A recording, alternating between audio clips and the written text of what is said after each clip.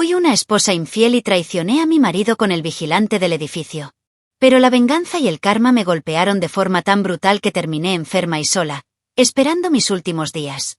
Si te gustan las historias de traición y venganza, dale me gusta al vídeo, suscríbete al canal y activa la campanita para recibir notificaciones de nuevas historias. Mi nombre es Isabela. Tengo 32 años y trabajo como arquitecto en una mediana empresa. Siempre he sido muy dedicada a mi profesión, pero también siempre he soñado con formar una familia sólida. A los 26 conocí a Carlos. Era todo lo que jamás imaginé en una pareja: inteligente, educado, ambicioso. Trabaja como administrador en un banco muy conocido en nuestra región, siempre muy respetado por colegas y clientes. Cuando empezamos a salir, sentí como si me hubiera tocado la lotería.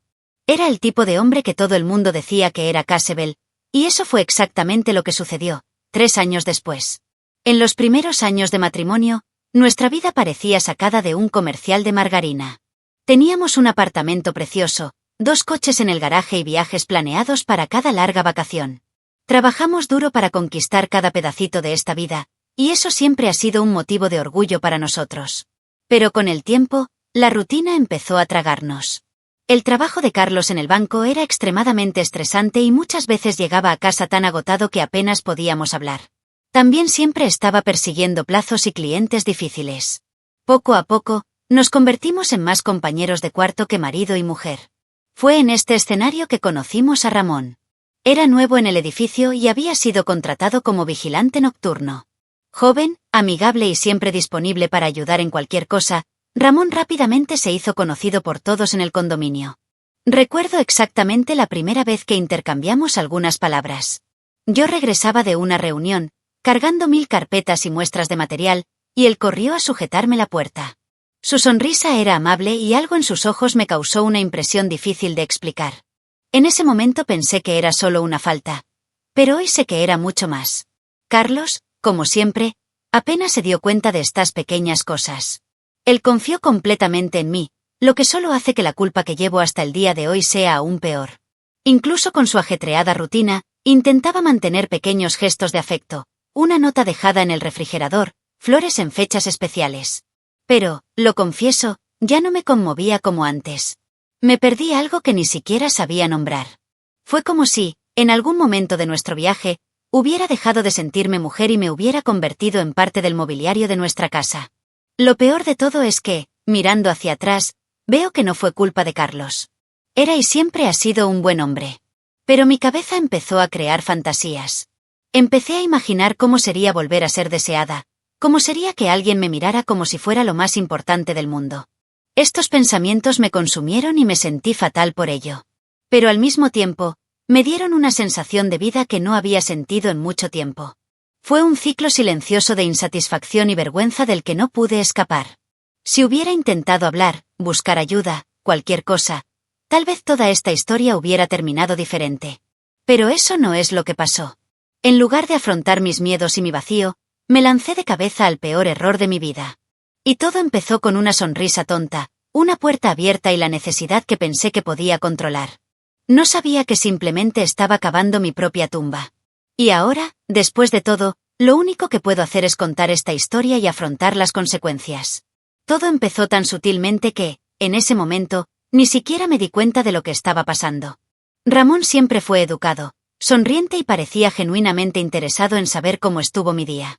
A veces me preguntaba cómo iba el trabajo o hacía algún chiste tonto para hacerme sonreír. Eran gestos inocentes, me dije. Después de todo, ¿qué hay de malo en hablar un poco? Yo era una mujer casada, comprometida, conocía mis límites. Pero en el fondo sentí que algo allí era diferente. La forma en que me miró. Hacía mucho tiempo que nadie me miraba así. Las primeras conversaciones solo duraron unos minutos, mientras entraba o salía del edificio. Pero pronto empezaron a extenderse. A veces me encontraba poniendo excusas para bajar a recepción solo a recoger un pedido que ni siquiera era urgente. Ramón siempre estuvo ahí, dispuesto a prestarme atención. Cada elogio sutil que hacía, cada comentario sobre cómo yo era diferente a los demás, llenaba un vacío que apenas admitía que existía. Fue como si, por unos minutos, dejara de ser simplemente la arquitecta ocupada o la esposa cansada y comenzara a ser deseada nuevamente. Con el tiempo, Nuestra interacción dejó de ser solo bromas. Empezamos a hablar de nuestros sueños, nuestras frustraciones. Ramón escuchaba todo con una atención que yo no había recibido en años. Hablé de mis proyectos, de cómo me sentía atrapada en una rutina. Dijo que merecía más, que era especial. Con cada palabra, me sentía más viva, más vista. Era peligroso, lo sabía. Cada célula de mi cuerpo me gritaba que me mantuviera alejada. Pero la verdad es que cuanto más se acercaba, menos quería yo mantener la distancia. Los mensajes no tardaron en comenzar. Primero, mensajes inocentes intercambiados durante las horas de trabajo. Luego, mensajes fuera de turno, con emojis y comentarios que rozaban el coqueteo. Cada vez que mi teléfono celular sonaba y era él, sentía esas mariposas en mi estómago, una sensación que ya ni siquiera recordaba cómo era. Me sentí viva de nuevo, deseada de una manera que ni siquiera Carlos podía hacerme sentir más. Aún así, todavía pensaba que tenía el control. Me dije a mí mismo que eran solo palabras, que nunca cruzaría la línea. Pero la línea se volvió cada vez más borrosa. Un día me envió una foto suya en el gimnasio, sudoroso y con una sonrisa pícara. Debería haberlo bloqueado en ese momento. Debí recordar mi vida, mi historia con Carlos. Pero en lugar de eso, respondí con un emoji de risa, seguido de un cumplido tonto. Y en ese momento supe que ya había cruzado un límite invisible. Un camino del que sería muy, muy difícil regresar. Y peor, en el fondo ni siquiera quería volver. Quería más. El momento que selló todo fue una noche en la que bajé a recoger una entrega.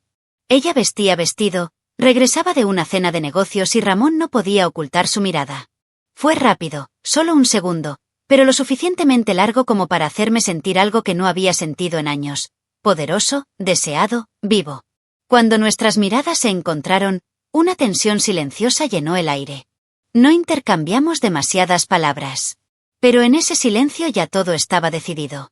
Sabía que, de ahora en adelante, mi vida nunca volvería a ser la misma. La primera vez que todo sucedió realmente fue en una noche lluviosa. Carlos había dicho que trabajaría hasta tarde en el banco, así que cuando Ramón me envió un mensaje preguntándome si podía bajar a hablar un rato, ni siquiera lo dudé. Me puse un abrigo sobre mi suéter y fui. No sé exactamente qué esperaba que sucediera, pero dentro de mí, una parte ya lo sabía. Cuando llegué a la entrada, me miró de una manera que me hizo temblar las piernas.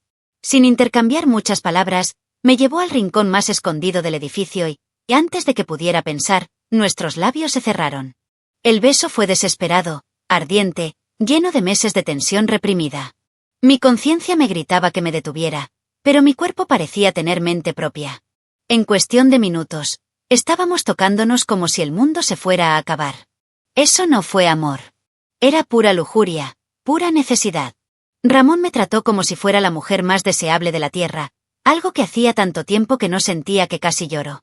Cuando todo terminó, me quedé allí, apoyado contra la fría pared del garaje, tratando de recuperar el aliento y, lo más importante, tratando de procesar lo que acababa de hacer.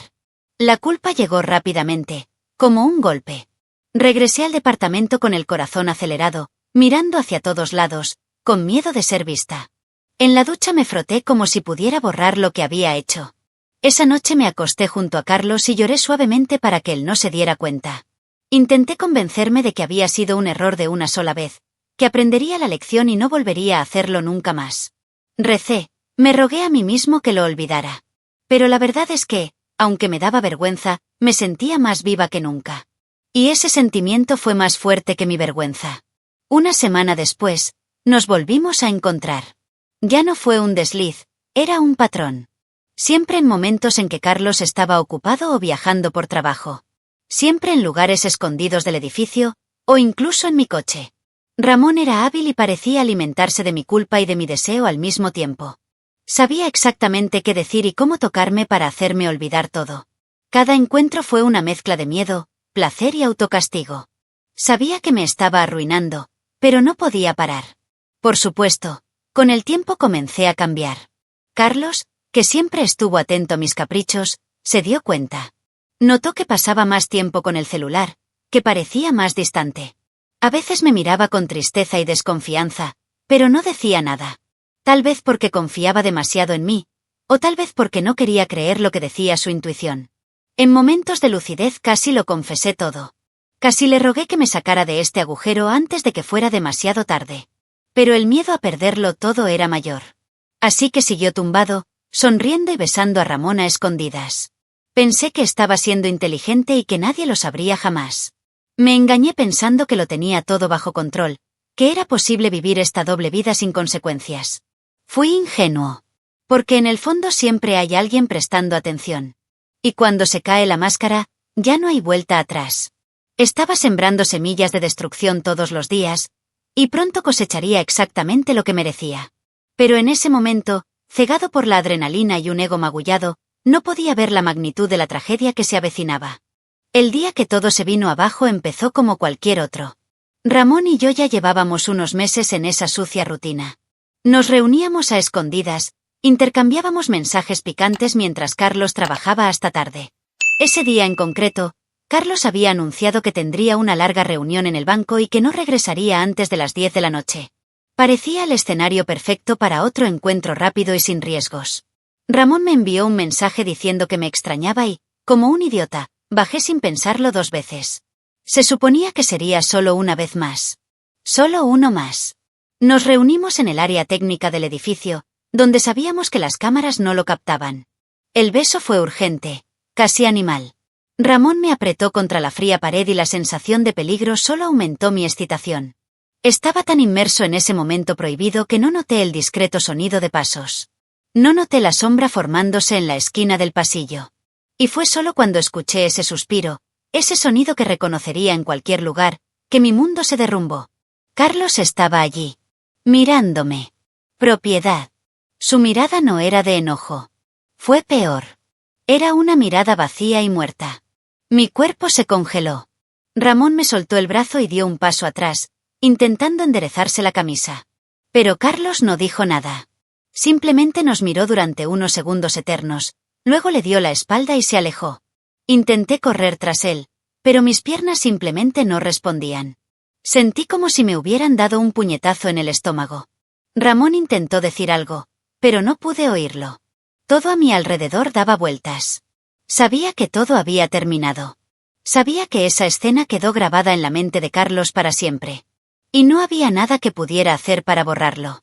Después de ese día, Carlos cambió por completo. Él todavía vivía conmigo, todavía cenaba en la misma mesa, pero era como si yo fuera invisible. No peleó, no me preguntó nada. Simplemente existía en la misma casa que yo, como un fantasma. Esta frialdad me mató más que cualquier grito o maldición. Ramón quería que lo siguiera conociendo, dijo que Carlos probablemente no tendría el coraje de hacer nada. Pero sentí que algo andaba mal. Carlos estaba demasiado tranquilo. Y sabía que los hombres como él no dejan heridas abiertas sin exigir un precio. Pasé días intentando encontrar el momento adecuado para hablar, explicar, pedir perdón. Pero cada vez que lo miraba a los ojos, veía un muro que yo mismo ayudé a construir. Dormí mal, me desperté sobresaltado, tenía pesadillas constantes. Empecé a perder peso y me veía enfermo. Ramón no ayudó. Envió mensajes exigiendo reuniones, diciendo que me alejaba de él. La tensión me consumió por dentro y por fuera. Y fue en ese estado deplorable que Carlos comenzó, en silencio, a planear la que sería la mayor humillación de mi vida. Hasta el día de hoy, a veces cierro los ojos y recuerdo la expresión de Carlos en ese pasillo. No fue ira. No fue odio. Fue como si en ese momento hubiera enterrado el amor que sentía por mí. Y, junto con ese amor, enterró a la mujer que creía conocer. Lo perdí todo en el momento en que cambié su confianza por una noche de placer. Pero la vida todavía tenía planes de enseñarme que el verdadero dolor no llega en el momento de la caída. Viene después, cuando tienes que vivir con lo que queda de ti mismo. Carlos nunca volvió a hablar de lo que vio en ese pasillo. Sin exigencias, sin peleas, sin pedidos de explicaciones. Pero su silencio fue ensordecedor. Era como si hubiera arrancado todos los sentimientos que tenía por mí, y en su lugar, hubiera plantado algo mucho más oscuro. Salió temprano de casa, volvió tarde y apenas me habló. Me aferré a cualquier señal de normalidad, a cualquier mínimo gesto de cariño, pero nunca llegaron. La verdad es que, en ese silencio, estaba planeando algo mucho más grande de lo que yo podría haber imaginado. Empecé a notar pequeños cambios. Carlos empezó a usar mucho más su celular, algo que nunca estuvo en su perfil. De vez en cuando desaparecía con su cuaderno en lugares donde no podía ver lo que estaba haciendo. Instaló nuevas cámaras en el edificio por seguridad y reforzó el sistema de monitoreo en nuestro piso. Pensé que era extraño, pero mi culpa era tan grande que no tuve el valor de cuestionar nada. Ramón, en cambio, siguió actuando como si nada hubiera pasado. Me envió mensajes atrevidos, organizó reuniones secretas, completamente ajeno al peligro. Sentí que me estaban observando todo el tiempo. Empecé a sospechar que Carlos sabía mucho más de lo que dejaba entrever.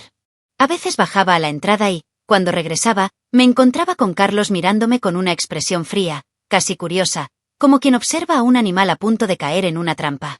Intenté acabar con todo con Ramón, intenté cortar cualquier contacto, pero ya era demasiado tarde. Ya me había involucrado tanto que no había manera de limpiarme de ese lío. Y, peor aún, sabía que cada paso en falso quedaba registrado. Carlos se acercó a sus vecinos, comenzó a involucrarse en reuniones de condominio y a participar en eventos sociales. Esto era completamente inusual porque siempre había sido reservado. Me tomó un tiempo entenderlo, pero luego me di cuenta. Él estaba preparando el terreno para lo que estaba por venir.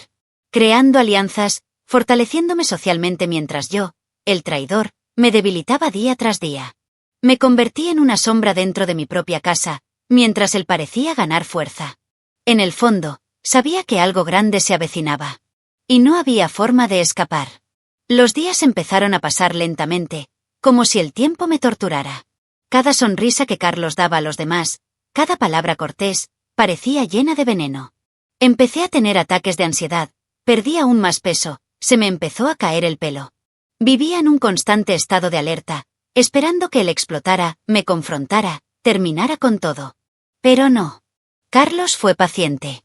Y ahora lo sé, el tipo de dolor que quería causarme necesitaba tiempo para estar bien preparado. No solo quería castigarme. Quería que yo me destruyera primero, de adentro hacia afuera. Cuando llegó la invitación a una fiesta para celebrar nuestro aniversario de bodas, pensé que era un intento de reconciliación. Pensé que tal vez estaba dispuesto a perdonar, o al menos a hablar. Me engañé a mí mismo. Me aferré desesperadamente a esta esperanza, sin darme cuenta de que estaba caminando directamente hacia la boca del lobo. Una fiesta, con todos nuestros amigos, compañeros, familiares, y yo como invitado de honor en un evento que sería, de hecho, mi ejecución pública. Carlos no iba a abandonarme simplemente. Me iba a exponer. Y hazme odiarme hasta mi último aliento. Llegó el día de la fiesta y yo estaba hecho un desastre por dentro. Pasé horas intentando elegir un vestido que me hiciera parecer menos destrozada de lo que me sentía. Cuando entré al salón de baile del edificio, vi todos los rostros familiares sonriéndome. Era como entrar en una trampa brillante y fragante. Carlos me saludó con un beso en la mejilla, frío y calculado. Me sentí incómodo, pero traté de ignorarlo. Sonaba música, tintineaban los cuencos y todos parecían felices. Y durante unos minutos me permití creer que tal vez todo podría volver a ser como antes. En plena fiesta, Carlos tomó el micrófono y pidió la atención de todos. Empezó a hablar del matrimonio, de cómo cada pareja tiene sus altibajos. La gente se reía, emocionada. Algunos aplaudieron. Lo miré con lágrimas en los ojos, pensando que estaba presenciando un pedido público de reconciliación. Pensé que este sería nuestro nuevo comienzo. Pero entonces, la pantalla gigante que había instalado en el pasillo se iluminó. Y en cuestión de segundos, toda mi vida se hizo añicos frente a todos los que conocía. El primer vídeo que se reprodujo fue una grabación de las cámaras de seguridad del edificio. Allí estaba yo, besando a Ramón como si me fuera la vida en ello. Luego llegaron huellas de conversaciones, audios y fotografías comprometedoras. Cada detalle repugnante de mi traición expuesto a amigos, familiares y vecinos. No era posible negarlo ni borrarlo. Cada risa nerviosa, cada mirada de disgusto, cada susurro, era un cuchillo clavado en mi piel. Intenté correr, intenté borrarlo todo, pero mis piernas no me obedecieron. Me quedé allí, paralizada, muriendo un poco con cada imagen mostrada. Ramón, que también estaba en la fiesta, Carlos se había encargado de invitarlo, intentó salir discretamente, pero fue impedido. Algunos invitados lo arrinconaron, gritando y exigiendo explicaciones. Vi todo como si estuviera fuera de mi cuerpo. Vi a mi amante quedar expuesto como un gusano, mientras yo, la esposa adúltera, quedaba reducida a la nada ante unos ojos que antes me admiraban. Carlos, por su parte, Mantuvo una sonrisa tranquila, casi de satisfacción. No necesitaba decir nada. Su venganza fue completa y tuvo a todos como testigos. Cuando finalmente logré moverme, salí corriendo de la habitación. Escuché gente llamándome, algunos riendo, otros tratando de consolarme de manera hipócrita. Pero yo solo quería desaparecer. Entré al apartamento, cerré todas las cortinas y lloré hasta que no me quedaron fuerzas. Me palpitaba la cabeza, se me revolvía el estómago y lo único que quería era desmayarme. Esa noche pensé en tantas cosas horribles que apenas puedo expresarlas con palabras. El peso de la vergüenza, la culpa y el desprecio era asfixiante. Y supe que esta sería solo la primera noche de muchas en las que desearía no haber existido nunca. Mientras yo me desmoronaba, Carlos se quedó en la fiesta. Bailó, rió, brindó. Como si acabara de liberarse de una pesada carga. Y yo, solo, al otro lado de la puerta, finalmente entendí lo que era el verdadero infierno. No fue que lo insultaran ni lo abandonaran. Fue borrarse de la memoria de alguien que alguna vez te amó tanto hasta el punto de dar su vida por ti. Y todo esto lo causé yo mismo. La humillación pública fue solo la chispa. El verdadero fuego apenas comenzaba. A la mañana siguiente de la fiesta, la noticia ya había corrido como la pólvora. Mi teléfono no dejaba de sonar. Mensajes, enlaces, notificaciones, todos llenos de juicio, odio o, peor aún, lástima. Mis redes sociales fueron invadidas por comentarios ácidos, correos anónimos llamándome de todo tipo. Los amigos que juraron lealtad desaparecieron de la noche a la mañana. Las pocas personas que aún intentaron hablar conmigo lo hicieron con voz llena de lástima, como si fuera un animal herido a punto de ser sacrificado. Me convertí en un paria en mi propio círculo social. Carlos, como era de esperarse, solicitó el divorcio al día siguiente. Sin lágrimas, sin discusiones. Simplemente colocó los papeles sobre la mesa y me pidió que los firmara. Dijo que ya había sacado sus cosas del apartamento y que yo podía quedarme con la propiedad. No porque quisiera beneficiarme a mí mismo, sino porque quería cortar cualquier vínculo que aún pudiera existir entre nosotros. Cuando lo miré a los ojos, vi una indiferencia que dolía más que cualquier insulto. Firmé los papeles con manos temblorosas, sabiendo que en ese momento perdía no solo al hombre que amaba, sino también cualquier pizca de dignidad. Ramón también sufrió las consecuencias. Lo despidieron del edificio el mismo día de la fiesta. La administración no quería el tipo de escándalo que pudiera manchar la imagen del condominio. Intentó desesperadamente contactarme, pero lo bloqueé en todo. A día de hoy no sé si fue por vergüenza, por odio o por puro instinto de conservación. Lo único que sabía era que él era parte de la ruina de mi vida y ya no quería verlo pintado de oro.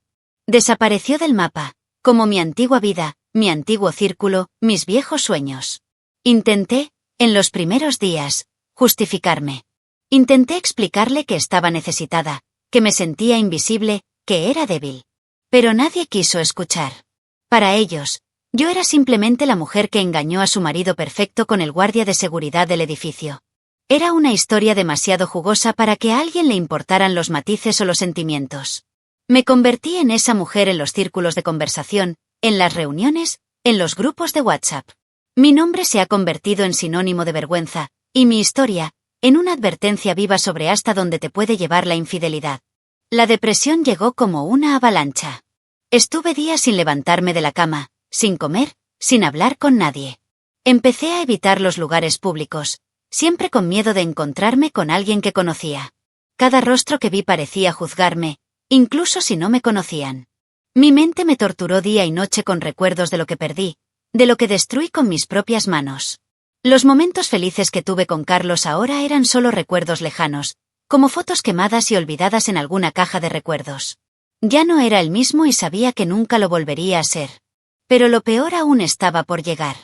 El dolor que sentía me parecía insoportable, pero aún no sabía que la vida me tenía reservado un castigo aún más cruel. La humillación pública, el divorcio, la soledad, todo esto era solo la superficie de un abismo mucho más profundo. Y cuando finalmente caí de cabeza en ese agujero, entendí que hay errores que pagamos no solo con lágrimas, sino con nuestra propia alma. Meses después de la exposición y el divorcio, cuando pensaba que ya había tocado fondo, la vida me mostró que aún quedaba mucho camino por recorrer. Fue una mañana fría, mientras tomaba café sola en casa, que recibí un mensaje inesperado. Fue un conocido en el edificio, quien dijo que Ramón se encontraba internado en estado grave. Curioso y lleno de culpas no resueltas, traté de averiguar más. Descubrí que le habían diagnosticado una enfermedad grave y agresiva, resultado de años de abandono de su propia salud. Mi primer sentimiento fue de shock. Luego, una tristeza amarga y silenciosa. Ramón intentó contactarme una vez más. Quería verme, hablar, disculparme. No respondí. Algo dentro de mí decía que nuestro ciclo ya había terminado de la peor manera posible. Aún así, tu situación resonó en mí. No es que todavía sintiera amor o deseo. Esos sentimientos habían muerto junto con la fiesta de humillación. Era otra cosa. Era como si verlo en ese estado fuera un recordatorio vivo de las consecuencias de nuestras elecciones. Ambos éramos náufragos de una historia sucia y ahora estábamos pagando cada centavo del precio que tuvieron nuestras acciones. El universo, sin embargo, parecía decidido a no ser barato. Poco después comencé a sentir un fuerte dolor en el abdomen y un cansancio extremo. Al principio pensé que era solo estrés o depresión. Pero los síntomas empeoraron rápidamente. Busqué un médico, me hice pruebas y la noticia llegó como un disparo. Un problema de salud grave que requeriría un tratamiento intenso y doloroso. Mi mente inmediatamente conectó los puntos. ¿Fue una coincidencia que tanto Ramón como yo estuviéramos enfrentando enfermedades graves justo después de todo? Ya no creía en las coincidencias. Para mí fue karma. Puro y brutal. Los tratamientos fueron intensos. Quimioterapia, hospitalizaciones, noches solitarias en el hospital, sin amigos, sin familia, nadie que me tomara de la mano. Con cada nuevo procedimiento, sentía que mi cuerpo se debilitaba y mi alma también. A veces pensaba en Carlos. ¿Lo sabía? ¿Le importaba? Pero nunca tuve el coraje de buscarlo. Sabía que para él hacía mucho que estaba muerta. Cada aguja, cada medicina amarga, era un recordatorio físico de la vida que había desperdiciado por capricho, carencia y estupidez. Ramón acabó falleciendo a los pocos meses de su diagnóstico. Sola, en un hospital público, sin visitas, sin despedidas. Me enteré por un tercero y aún así lloré. No por amor o anhelo, sino por todo lo que simbolizaba. Ambos fuimos tragados por el mismo error, castigados por el mismo destino implacable. Y yo, que sobreviví, supe que mi sentencia era aún más cruel. Vivir cada día recordando lo que hice, lo que perdí y lo que nunca podré recuperar. La vida no olvida. El destino pasa factura, tarde o temprano. Hoy mi salud es inestable. Tengo días buenos y días malos. Vivo entre citas médicas y medicamentos. Pero lo que realmente duele no es lo físico. Es la soledad, la vergüenza, el arrepentimiento lo que me devora por dentro. Nada de lo que haga borrará lo que hice. Sin lágrimas, sin oraciones, sin disculpas. Hay errores que no tienen redención. Y estoy aprendiendo, de la manera más cruel, a vivir con este peso todos los días de mi vida. Hoy vivo como una sombra de lo que una vez fui. La mujer vibrante, llena de sueños y proyectos, quedó atrapada en un pasado que ya no puedo visitar sin sentir dolor. Vivo solo en un apartamento pequeño, lejos de todo lo que alguna vez llamé hogar. Se vendió el departamento en el que vivía con Carlos, se propuso deshacerse de cualquier recuerdo de nuestra historia. Y yo, sin fuerzas para luchar, lo dejé todo atrás. Vivo una existencia silenciosa, sin grandes emociones, sin grandes expectativas. Simplemente sobrevivo, un día tras otro. Carlos rehizo su vida, como se esperaba. Supe por conocidos que se había vuelto a casar con una mujer hermosa e inteligente, alguien que probablemente lo valora de una manera que yo nunca supe hacerlo. A veces me pregunto si todavía piensa en mí, si todavía siente algo. Pero rápidamente alejo esos pensamientos. Es mejor así. Me convertí en un fantasma, un capítulo que él insistió en arrancar del libro de su propia vida. Y lo merezco. Cada recuerdo feliz entre nosotros dos ahora me duele como un cuchillo. Los pocos amigos que quedaron naturalmente se distanciaron. A nadie le gusta estar cerca de la decadencia, la culpa, la vergüenza. No los culpo. Yo también me habría alejado de mí mismo si pudiera. Mis días están llenos de citas con el médico, sesiones de terapia que apenas rozan la superficie de mi dolor y largas noches mirando al techo, tratando de comprender cuándo exactamente me perdí. No hay respuesta. Solo hay vacío. Un vacío tan profundo que a veces me pregunto si no he muerto por dentro hace mucho tiempo. Pienso mucho en Ramón también. No como un gran amor, ni mucho menos. Pero como un cómplice, un alma perdida que se cruzó en mi camino en el peor momento de mi vida. Pagó su precio con la muerte física. Pago con una muerte en vida, lenta y dolorosa. A veces pienso que tuvo suerte. Al menos encontró un final. Sigo arrastrando esta existencia vacía, intentando darle sentido a días que nacieron sin color. Lo único que queda es arrepentimiento. Un arrepentimiento que palpita como una herida abierta que nunca sana. Si pudiera retroceder en el tiempo, haría todo diferente. Habría hablado con Carlos, habría buscado ayuda para lo que sentía. Habría luchado contra mis impulsos, habría valorado lo que realmente importaba. Pero la vida no acepta contratiempos. El tiempo es cruel con quienes desperdician las oportunidades que reciben. Y ahora, lo único que puedo hacer es contar esta historia, tal vez como una advertencia para aquellos que todavía piensan que la traición es solo una aventura sin consecuencias. No lo es. Nunca lo es. Siempre hay un precio. Y a veces el precio es el alma misma. Esta es mi vida ahora, un monumento silencioso a lo que se pierde cuando se toma el camino fácil, el placer momentáneo, la ilusión barata. Hice trampa, mentí y enterré mi propio destino. No hay mayor castigo que vivir sabiendo que te destruiste con tus propias manos. Y que nadie, absolutamente nadie, al final llorará por ti. Deja tu opinión en los comentarios, dale me gusta al vídeo y suscríbete al canal para recibir notificaciones de nuevos vídeos, y también ayudarnos a llegar a más personas y formar una comunidad. Disfruta y mira una de las historias que van apareciendo a continuación sobre nuevas denuncias de traiciones y venganza. Hasta la próxima.